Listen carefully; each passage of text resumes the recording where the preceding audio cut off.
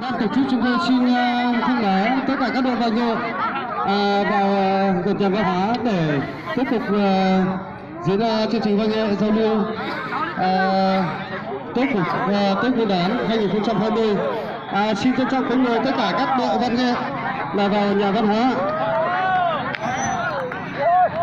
Tiếp theo chương trình sẽ giao chương trình văn nghệ cho đồng chí Bùi Thị Mỹ điều khiển về chương trình văn nghệ. Xin trân trọng kính mời đồng chí.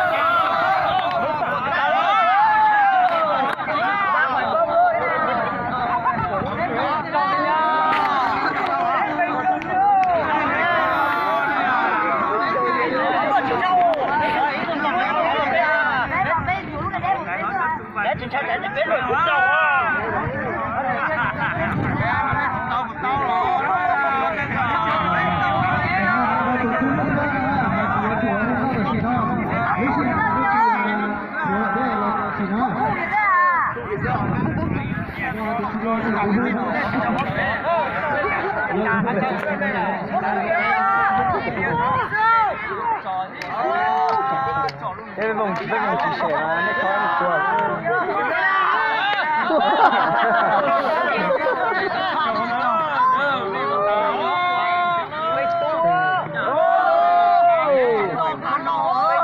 Trung tàu sắp rồi.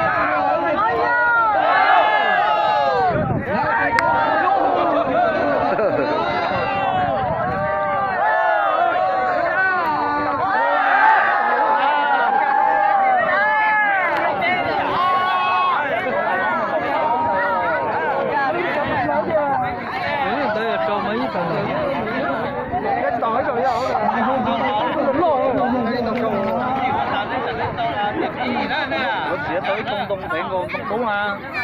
Có mấy người tới khổ, bà tăng khổ. Đây cũng tàu, cái gia thể đây cứ cho cuốn đây.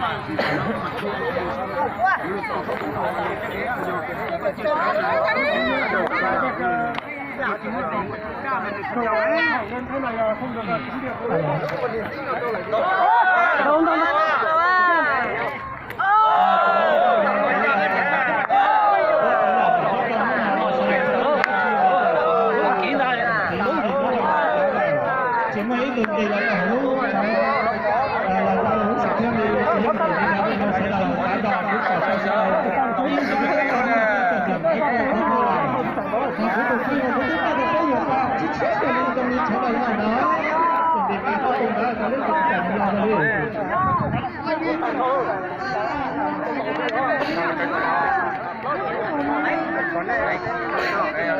ôi trời sao rồi rồi muốn bóng cho tôi lâu anh thâu đúng không? Đầu của đầu chỉ thâu đúng không? Đầu không? Đi quá mày à? Thâu đúng không?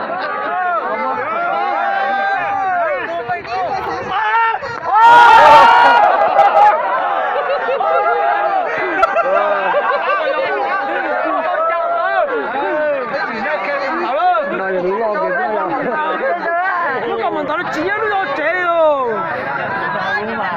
cho tiền mà nó cho từng ra mà thâu luôn 똥을 눌러 오자. nó coi chạy hẹn thế đi chưa lo sủa